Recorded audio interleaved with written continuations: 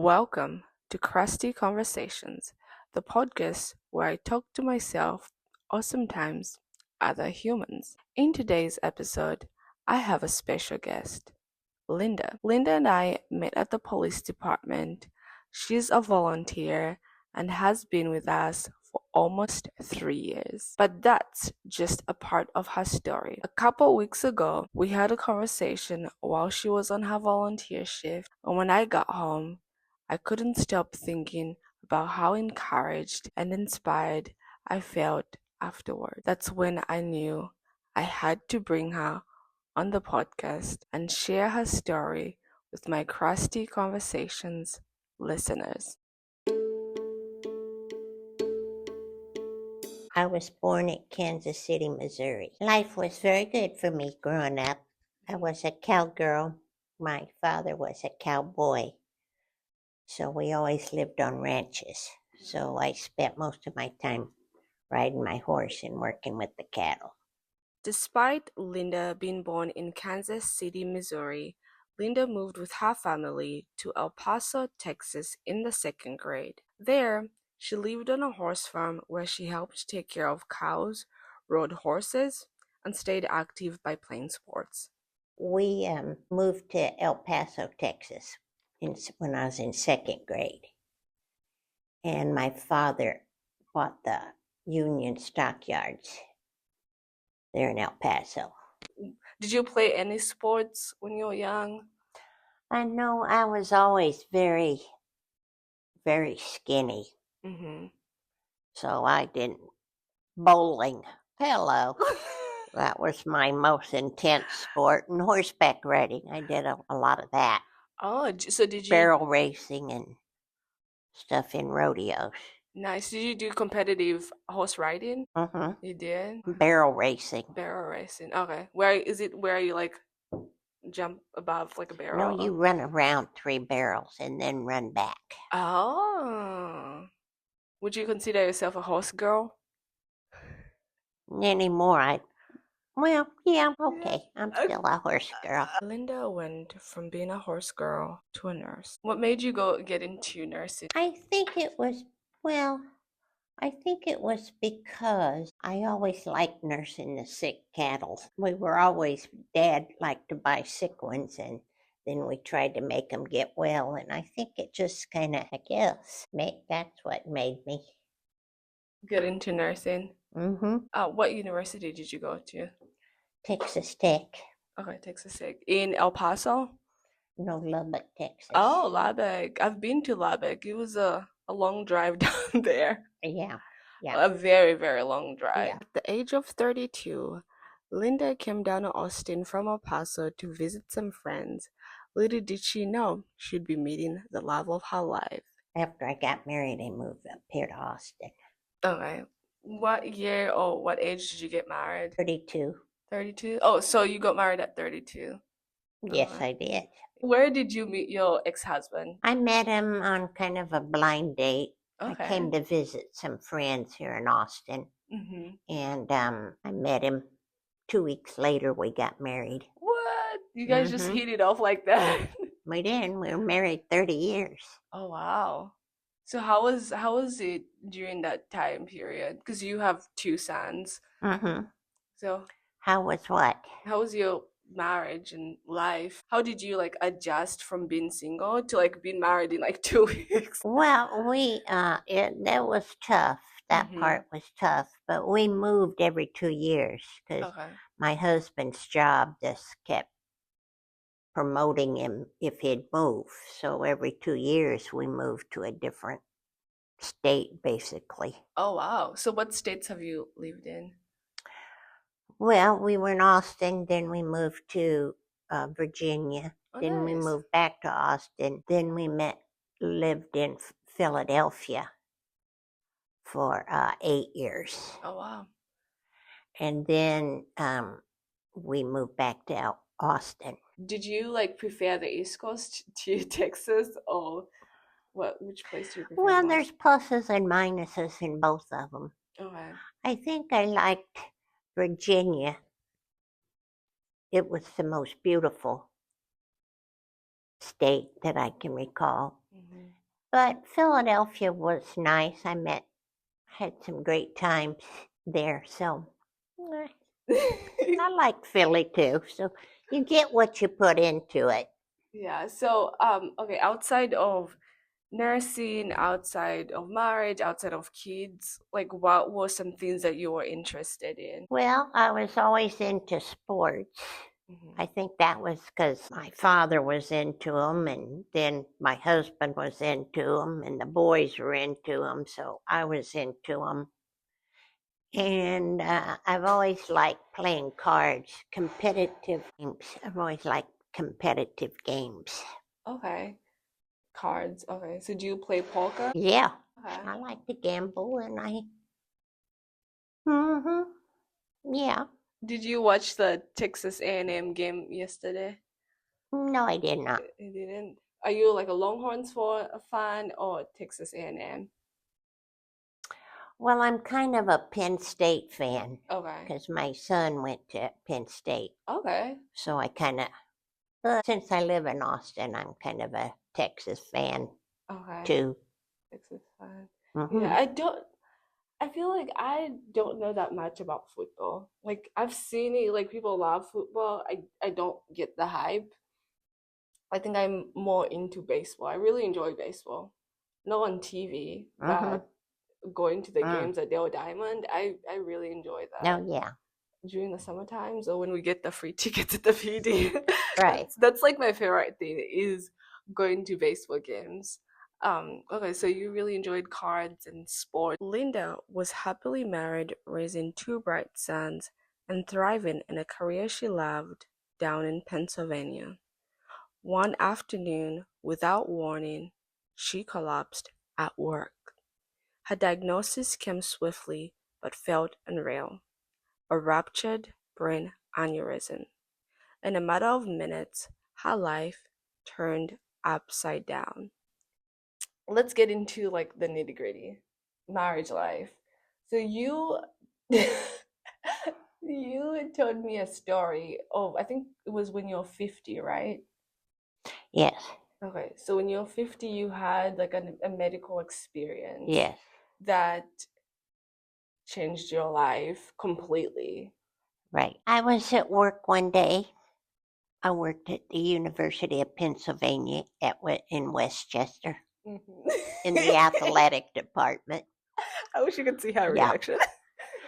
And I didn't feel, I felt funky. And so the medical trainer came up and checked me out. She said, call an ambulance. Uh, so they flew in a helicopter, picked me up, and flew me to Philly. But it turned out I had 6 brain aneurysms. Oh, wow. And one was leaking. So, you get blood in your brain. That's a bad thing. But after 2 surgeries and 6 months of not being able to walk or talk or see completely, I pulled it off. Wow. That's such a blessing. So that was like, how long were you in the hospital for? A couple of months. Wow. And what kept you going through those months? Because you weren't able to do anything. Well, I think I've always kind of had a strong will. And I really wasn't ready to throw in the towel. Yeah. And I had 2 sons. And so I just did as I was told. So then after those like 6 months, then you went back, you were discharged from the hospital and then went home. Is that what happened? Pretty much. Okay. But I couldn't cook or drive or anything like that. Oh, wow. And how long did it take you to be able to do those things? Because you do that now. So that happened when you're 50, and Yeah. now you wait. It took Now you're in me your about 70s and you can do 12 that. years Oh, wow. So much courage. because I had a lot of seizures too. And it took them a long time to diagnose that. But once they diagnosed it, then they said I could drive. Okay. How long was it in the 12 years that you got the diagnosis, or that was At the end of the 12 years, at the that's end of when the I got 12 the years? diagnosis. Wow. I mean, not the diagnosis. Well, yeah, the diagnosis for seizures. Okay. That happened, and that like took you 12 years of healing, and you're like 6 months in the hospital. And then during that period of time when you couldn't do anything, and then your husband left, right? No, it was about 6 years later he Okay. left. 6 years after the I got out. wow, 6 years after you got out. Oh, how was that experience? Bad. Bad. Yeah, I can imagine. Yeah, because I couldn't, like I said, I couldn't drive or cook or think clearly or anything. So it was painful and it upset my sons mostly, just as much as it upset me. But Yeah. And then, do you have any siblings?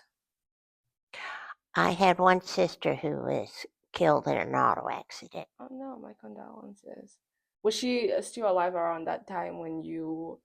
No, No, she no, wasn't. no. Okay. So who was like besides your son and then your former husband, who was there to like help take care of you?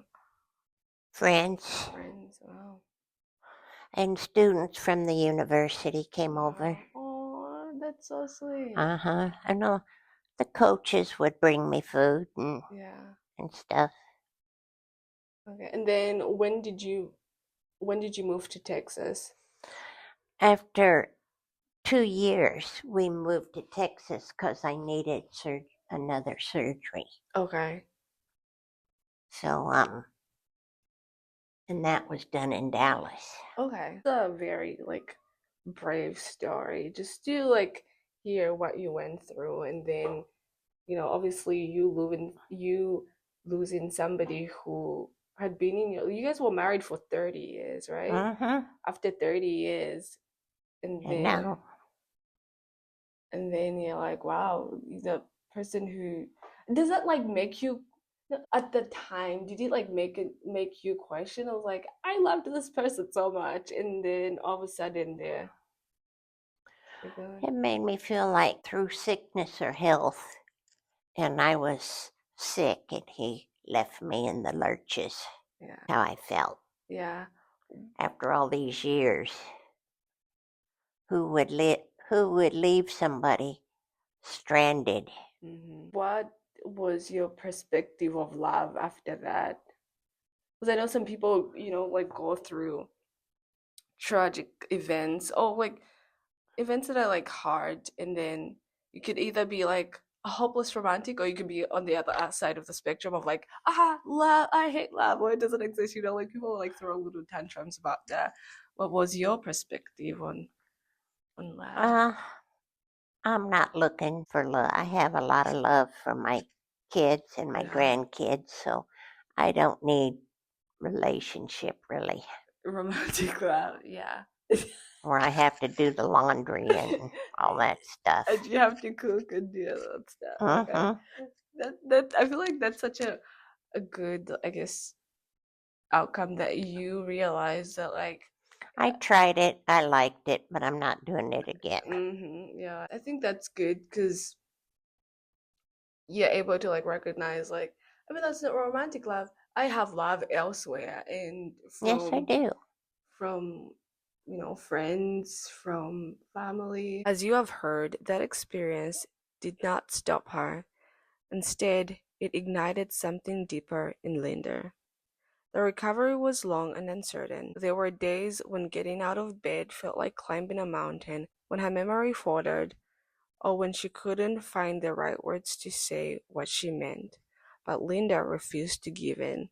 She focused on the future, not on what she had lost, but what she still had: her sons, her willpower, and a second chance to life. What did that experience teach you? You just got to have the will to keep your brain pointing at the direction you want to go. Okay. If you want to get better, you have to think positive and work on it. Same way, if you having trouble taking care of yourself. Where there's a will, there's a way. Mm-hmm. So you can work it out, but you have to work on it. Yeah, that's true. You gotta work on it. I think something that like a lot of people encourage me to do is like Sabina, while we are young, it's best to like exercise and eat healthy and be more active. That way, if something was to ever happen, knock on wood, God forbid, your body's able to like fight sickness and stuff like that. So, what are you looking forward to in the future, moving forward? Living to 85. Yeah, or 90, or 100. Yeah. When you look back at your life, what would you tell little Linda? Just go with the flow. Go with the flow, baby. Mm-hmm. Like I said, I got married after 2 weeks. Yeah. And we had a good time for 30 years. What was your like family's reaction? Okay. He seems nice. Okay. My family was like, yeah, you can get married. Yeah. Where did you guys get married? Did you get married at a courthouse or was it at a Howard Johnson's? Where's that It was a motel where my mom worked. Oh. Was it a huge ceremony? Did you guys have Oh, no. We had about 25 people. Oh, wow. Mm-hmm. No honeymoon. No. We just headed on back to Austin. Back to you're like, we signed the papers. That's a very interesting but yet beautiful journey. Yeah, it was good. Thank you for your courage and you just been open to having that conversation. Oh, yeah. And think about your beautiful life because you are so vibrant. Did you wear your colorful shoes today? No, I didn't because it was going to rain, which I think it is now. It is pouring. I'm like looking. I'm like looking behind you, and there's like I can see like the showers coming down. Hello. Yeah, I really enjoy it when you wear your bright shoes. I feel like this when I see that, I'm like, that's Linda. I know. Well, I thought I'd wear my dark one since it was gonna rain. Yeah, it's a gloomy day, but we needed this rain. It's too hot here. Yeah, it's hot. Yeah. Well, Linda, thank you so much for being on the Crusty Conversations podcast. Well, thank you for inviting me. I enjoyed it very much. Oh, yeah. Now we're going to make our little, like, Instagram reel. All right. Make your Instagram reel. Life is full of surprises, a blind date, sickness, a second chance to life, and yet another crusty little chapter closed. Thanks for listening. Until next time, stay resilient, stay focused, and stay close to God.